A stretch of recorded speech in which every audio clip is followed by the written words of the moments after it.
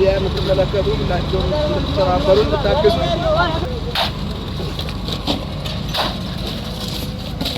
በዛሬው ዕለት ቂሊንጦ አደባባይ ቅዱስ ሚካኤል ቤተክርስቲያን እንገናኛለን። ዛሬ ትልቁን የእስላም እንጀት እየሞላን ያለነ ሊቃውንቱም ምዕመናኑም እየተሳተፉ እየተባበሩ ይገኛሉ።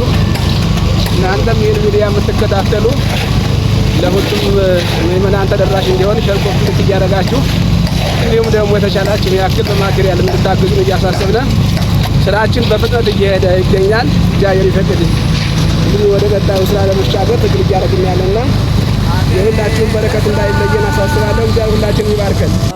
ያጥን ባላስ ምብለስማ ወገኔ ሁሉ ተባበር ይሰራልናል